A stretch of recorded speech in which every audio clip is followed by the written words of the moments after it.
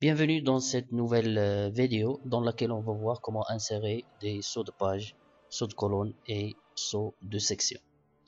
Alors, tout d'abord, pour insérer un saut de page ou bien de section et de colonne, on va dans l'onglet mise en page, saut de page, et là, on va trouver deux parties. La première, c'est saut de page et la deuxième, c'est saut de section. Alors, à quoi servent les sauts en général? C'est pour terminer une page ou bien une section actuelle dans la page actuelle et commencer une nouvelle section par exemple. Ou bien une nouvelle colonne, c'est la même chose. Alors, on va appliquer ce qu'on appelle saut de colonne sur la première ou bien le premier paragraphe. Par exemple, on veut que la première colonne, il va être composé de la phrase suivante, de la grande pyramide jusqu'à Gizeh. Alors ici, il doit se terminer. Alors je vais poser le curseur après le point, saut de page et colonne. Et là, bien sûr, la phrase après cette première phrase, il va quitter vers la deuxième colonne. Alors là, on a inséré ce qu'on appelle un saut de colonne. On ne le voit pas, bien sûr, puisque c'est un caractère invisible. Alors on va cliquer sur afficher tout et comme ça, le voilà. Donc saut de section ici ou bien de colonne. Alors on va essayer de voir comment insérer un saut de page. Alors un saut de page, c'est la même chose, donc mise en page, saut de page et on va cliquer sur page. Pour les sauts de section, c'est la même chose, donc page suivante. Si je clique sur saut section à partir de la page suivante, alors il va quitter vers, le curseur va quitter vers la page suivante pour créer une nouvelle section.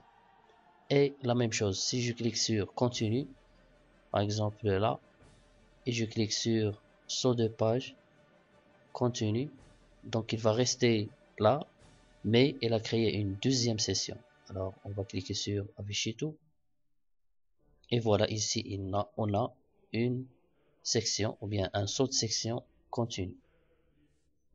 Alors, à quoi servent les sections? On a déjà bien sûr expliqué l'utilité des sections. C'est pour appliquer des mises en forme différentes sur deux sections, bien sûr dans le même document.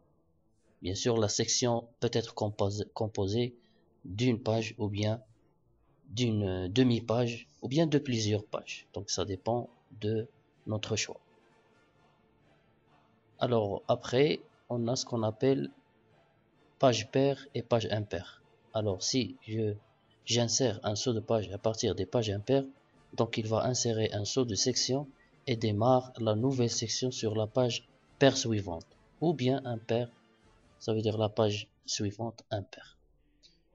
Alors pour faire un peu de pratique, on va annuler tous les changements.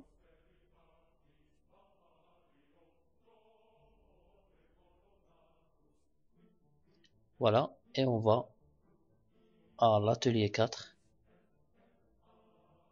et exactement à la tâche 3. Alors, insérer un saut de section avant le titre monument exceptionnel.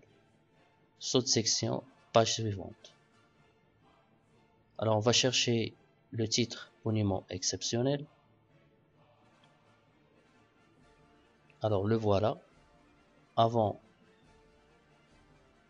ce titre, on va insérer dans mise en page, saut de page, page suivante.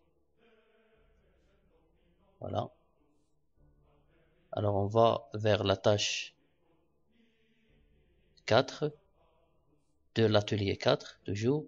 Insérer un saut de page avant le titre lorsque vous créez des images. Alors, on va insérer un saut de page.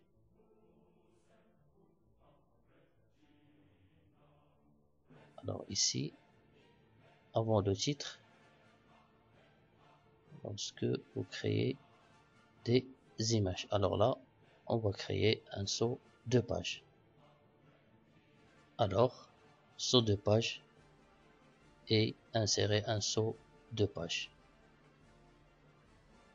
Voilà. Merci.